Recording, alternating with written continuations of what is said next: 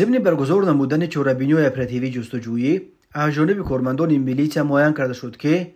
جوان 25 ساله ساکن نویه دوشتیج دوم آگوست سال 2024 تخمینا ساعت 09:30 دقیقه در حدود نویه جبو رسولوف مرد 27 ساله و زن 31 ساله ساکنان شهر گلستان و نویه دوشتیج را برای علاقه جنسی نمودن شناس کرده همچون مکافات 800 سامانی گرفته است. نسبت گمان برشونده پرونده جنایتی با قسم یک ماده 239 کودکس جنایتی جمهوری تاجیکستان آغاز کرده شده تفتیشات ادامه دارد. به شعبه وزارت کارهای داخلی دو در نویه رودکی عریضه زن 40 ساله ساکن نویه مذکور وارد گردیده است که 15 آگوست سال 2024 تخمینا ساعت 11:30 دقیقه شخصان نامعلوم با روی پنهانی به خانه استقامتیش در آمده از آنجا 11,000 سامانی، $500 امریکایی و جواهرات گوناگون طلایی را که ارزششان 8,800 سامانی را تشکیل می‌دهد دزدیده از جای حادثه غیب شده است. هنگام گذراندن چهره‌بینی اپراتیوی جستجویی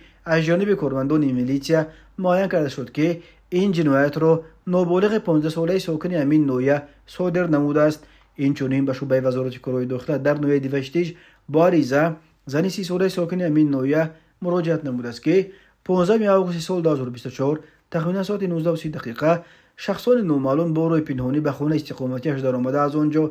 3000 سامانی را دزدیده از جای حادثه غیب شدند. هنگام گذراندن چهره‌بینی اپراتیوی جستجویی از جانب کارمندان میلیسیا معین کرده شد که این جنایت را زن 27 ساله ساکن نویه مذکور صادر نموده است. نسبت گمان برشونده پرونده جنایتی با قسم دوم ماده 244 کودکس جنایتی جمهوری تاجیکستان آغاز کرده شده تفتیشات ادامه دارد. ضمن برگزار نمودن چهره‌بینی اپراتیوی جستجویی از جانب کارمندان میلیسیا معین کرده شد که مرد 48 ساله ساکن شهر خوجند کارگر شرکت مابتسک سال 2015 در محله 19 در روبروی کاخ مطبوعات ساختمان بنای استقامتی را آغاز نموده صحنه 20 اکتبر سال 2015 حجره رقم 127 در آشیانه دوم بنای مذکور را به مساحت 119 متر مربع با ترتیب دادن شرطنامه سرمایه گذاری به مرد 52 ساله ساکن نویه باباجان غفوروف به مبلغ $59,500 امریکایی برابر به 390,915 سامانی فروخته صحنه دوم آگوست سال 2023 شرطنامه سرمایه گذاری رقم 22 را بیکار نموده خانه مذکور را به دیگر کس فروخته به جبر دیده ضرر کلان مالیوی رسانیده است.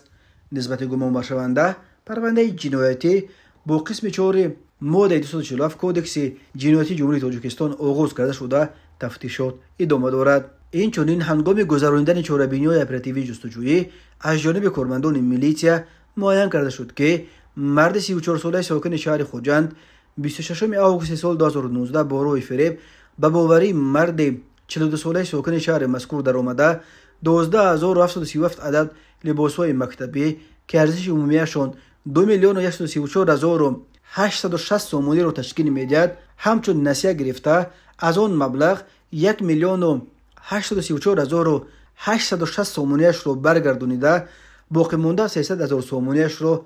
تا حال برنگردانیده است. نسبت گمان برشونده پرونده جنایتی با قسم 4 ماده 247 کودکس جنایتی جمهوری تاجیکستان آغاز کرده شده تفتیشات